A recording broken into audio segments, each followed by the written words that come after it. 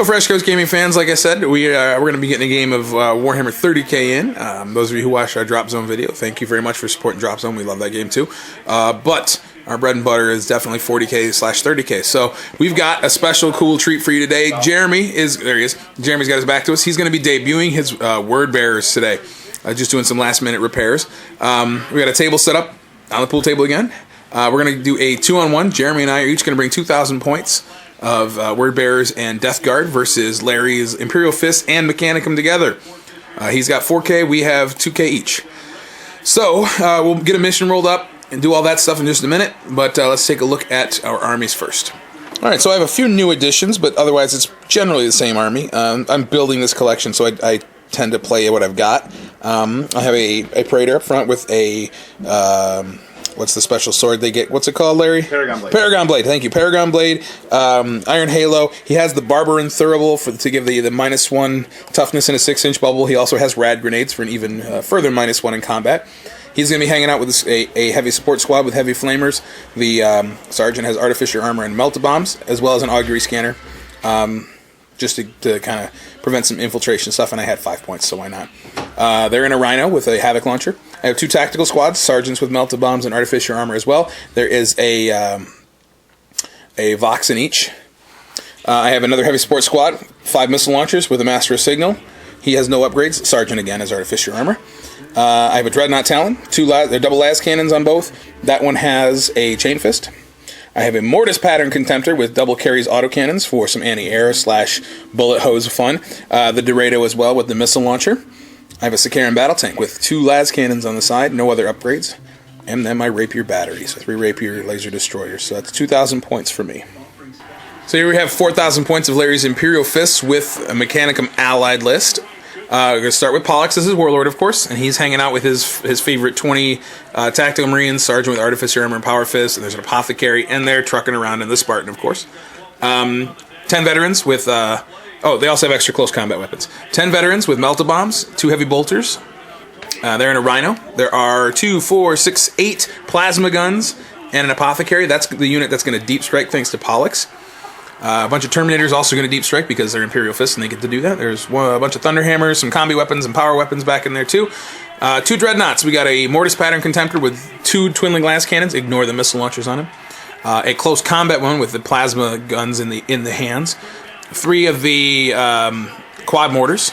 A Sikaran with las cannons as well. And that's it for the Imperial Fist stuff. Well, there's a Master of Signals. Oh, Master of Signals. I forgot him. He's hiding right there. There we go. So another Master of Signals in there to give him the ballistic skill bump, and they add the extra barrage once a game.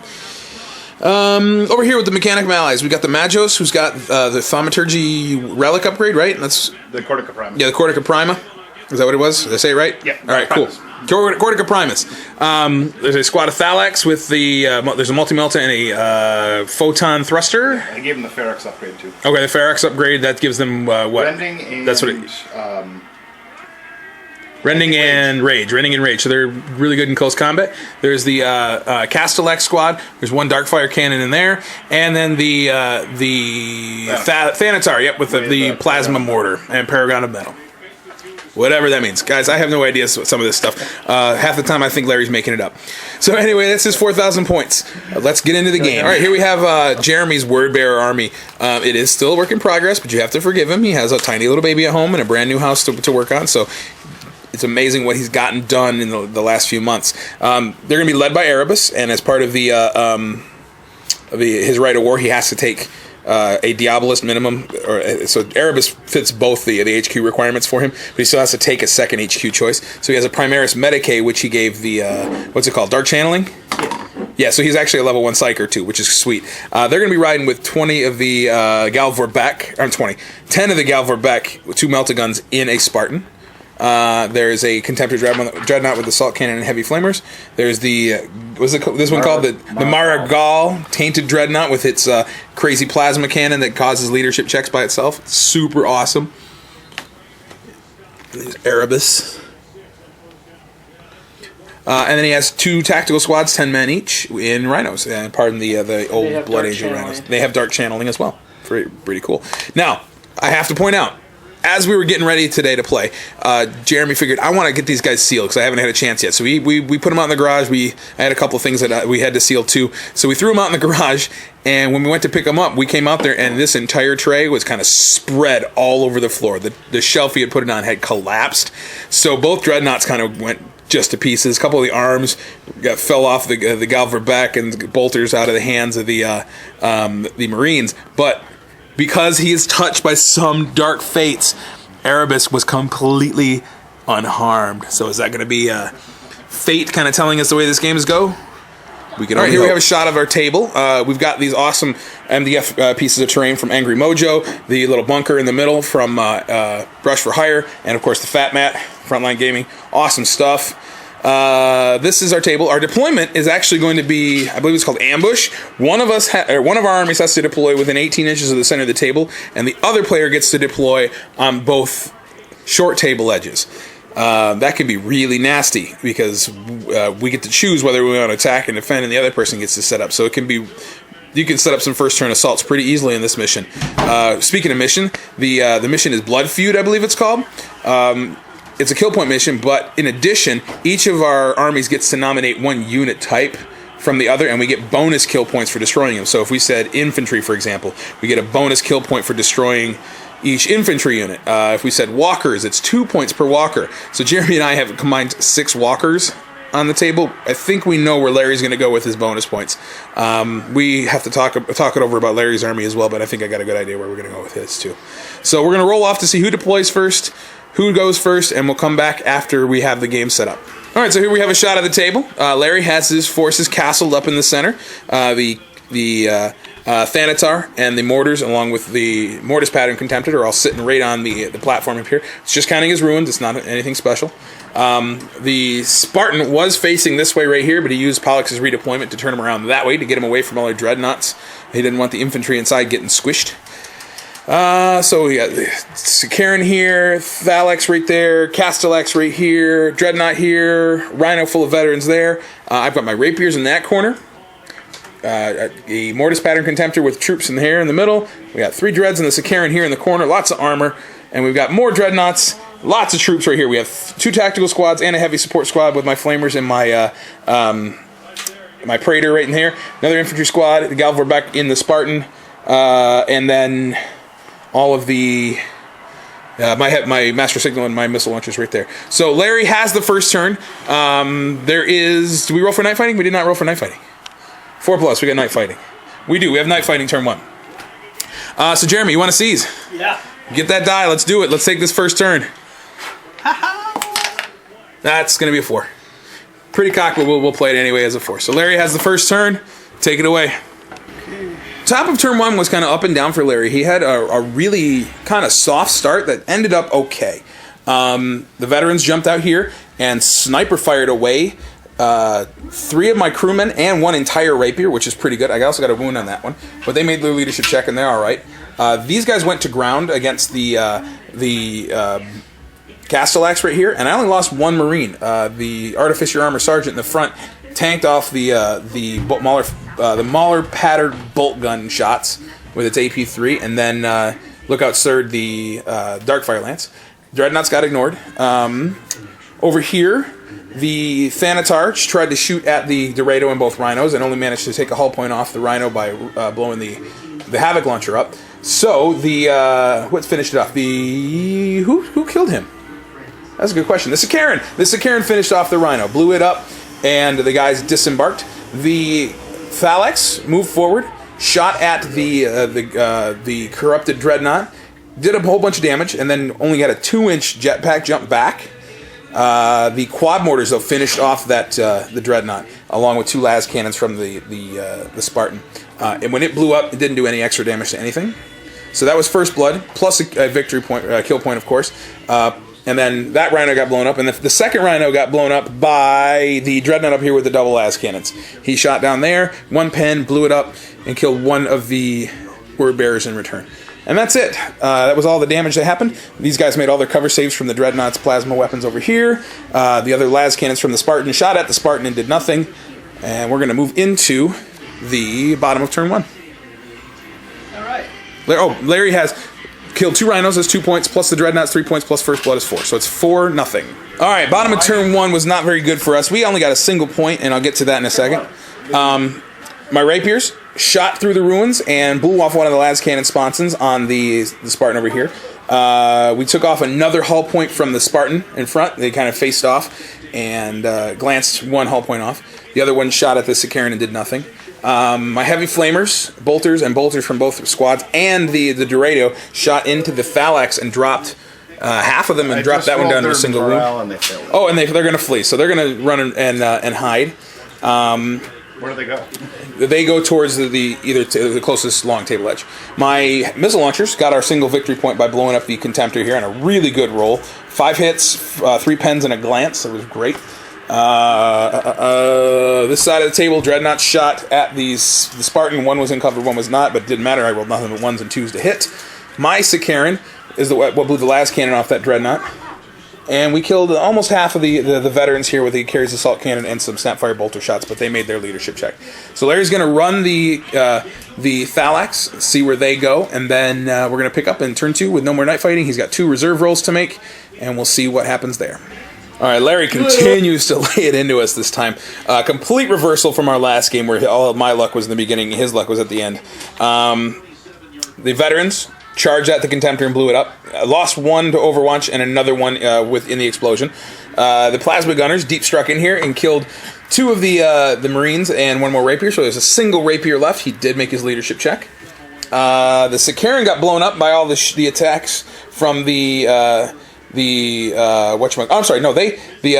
Castellax shot at the Dreadnought and wrecked him. The Sicaran got blown up by the quad mortars. 12 strength 8 shots is just so good.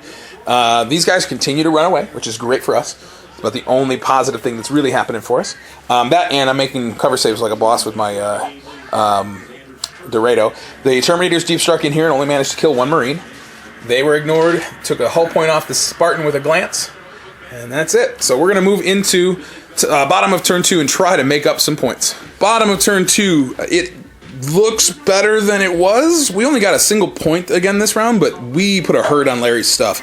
The Spartan unloaded into the Spartan, and then the Galverbeck jumped out and shot the Meltaguns, and then had to charge it and finish it off with lucky rending hits to glance it to death. So the tactical squad jumped out right here. We couldn't do anything about it. They're just there. The Terminators, who showed up, got shot at by 3 tactical squads, and then broke and they're running their way, but they only rolled a 3 in their run move, so they're still on the table. Over here, I immobilized the Rhino with the shot from the Rapier. I Fury of the Legion over on the Veterans, only killed 3 of them, but they broke and are running away. In the center of the table, I shot crack missiles, and my Master of Ordnance only had a single barrage. Did a whole bunch of wounds to the guys in here. We also Psychic Shrieked them a couple times. I think only did 2 wounds with the Psychic Shriek, but we killed 2 of the Rapiers and 1 of the crewmen, so there's only a single quad mortar left, which is pretty good. And the Dreadnoughts over here both shot at and charged into the Castellax unit, did 3 wounds, didn't kill anybody, and they smashed back and failed to do anything. So, we've got 1 unit running, 1 unit running. The tactical squad is okay, which is scary. And then that's it. Everything else is kind of beat up, but like I said, we only got 2 points. So, Larry has 8, we have 2, and we're going to go into turn 3 now. Top of turn 3, a huge chunk of the action happened right here. Larry's tactical squad had disembarked from the Spartan, came over here, and then charged my tactical squad, killed 7 of them. But I broke and I ran, but he didn't catch me, so they're okay. I might be able to regroup them. And they consolidated here because we want to see an Erebus and Pollux matchup. In other news, snap firing Sicaran and the Dreadnought up here combined to take out that Rhino to give Larry a 9th kill point. Those Terminators regrouped. The Veterans regrouped. The Plasma Squad guys came over here, lost 1 to Gets Hot, but killed 6. Actually, they killed 5 of the Marines here. A snap-fired heavy bolter sniper round killed my sergeant. I rolled a 1 on his 2+ save. Over here, 1 of the Castellax dies, and another one took a wound, so that one's down to 2 wounds, and that one over there died. And then the quad mortar killed 4 or 5 of the Marines, 4 of the Marines in that squad right there. And that's it. So Larry grabbed another point. We got a point. Actually, the Thanatar. Thanatar came downstairs to play with the Galverbeck and Jeremy got some lucky rending hits.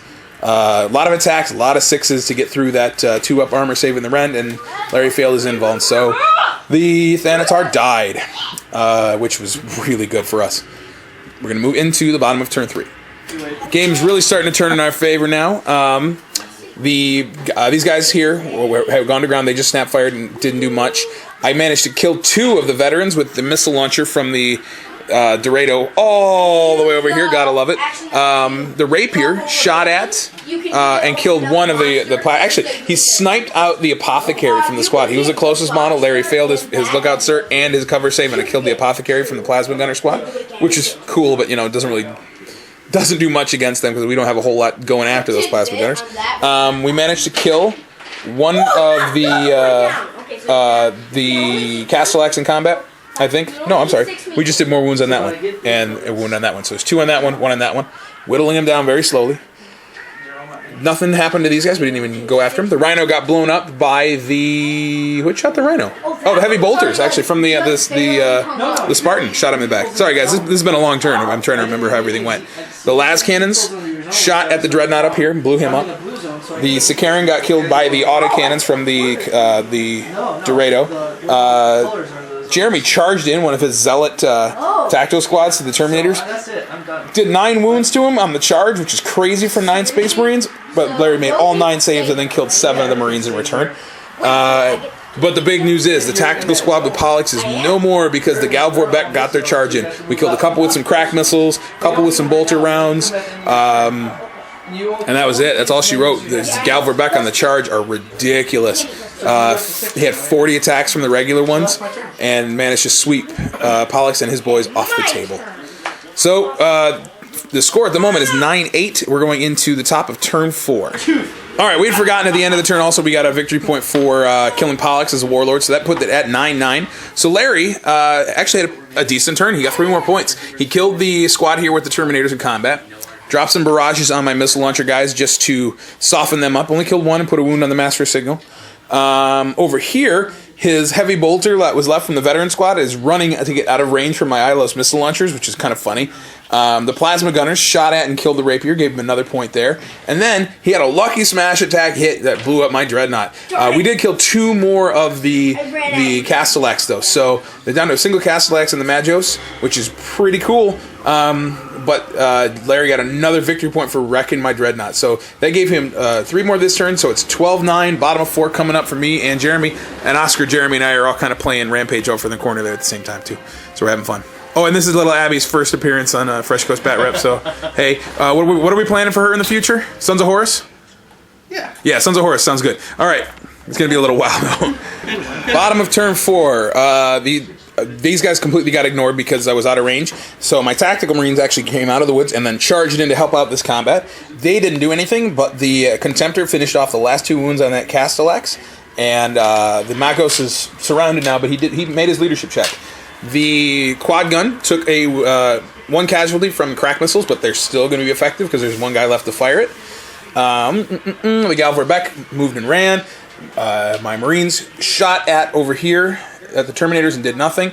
The Dorado shot at the quad gun and did nothing. Just a whole lot of good saves on Larry's part. But these Terminators got charged by the Marines here, and they got wiped out to a man. So the Terminators are good to go. Looking at either the Galvor Beck or the Dreadnought. Not sure which, but that's going to hurt. So we're going to move into last turn, turn 5 coming up. Right now, Larry has 13 points. We have 10 before bonus points are calculated. Let's see if we can keep our trend of catching up going. All right, here's all of turn 5 in one go. The Terminators charged into the Dorado and knocked off the autocannons, and then in turn got countercharged and wiped out by the Galvor Beck because they're just ridiculous. We couldn't finish off the Master Signal. We did manage to kill the last of the quad mortars. The Dreadnought and the Tactical Marines combined to finish off the Magos, and then the Tactical Marines came over here, shot at, and tried to kill that last veteran sniper, but failed. The Dreadnought actually is what killed the last Marine from the quad mortar group. So, when all's said and done, the final victory point total, Larry's going to have 13, we have 12, and then the bonus points get calculated. Larry's secret mission was destroy vehicles with the tank type, so you got the Rhino, the Sicaran, both of Jeremy's rhinos. So that's 4 points right there. So that gives him 17 points. We chose monstrous creatures, and for some reason the monstrous creatures are worth 2 bonus points each. They're worth, was worth 9 or 3 points. Yeah, that whole that we got 2 points for each, 2 bonus points for each of the Castellax, and then 2 points for the big dude, the Thanatar in the middle. So that was an extra 10 victory points, which put us at 22, and Larry at 17. And we also get... Oh, no, you didn't get line Nope. breaker. There's no line breaker in this. We also did get attrition because we ended up with far more units left on the table than Larry. Larry has 1, 2, 3, and that's it. So we had attrition as well. So the final victory point total is 17 to 23, and it's a... what do we call it's a traitor victory. So thanks again for Jeremy for letting us hang out and play. We're going to play a couple more rounds of Rampage with Oscar over here. We're going to eat some more pizza and then get going. It's getting kind of late. So thanks for watching.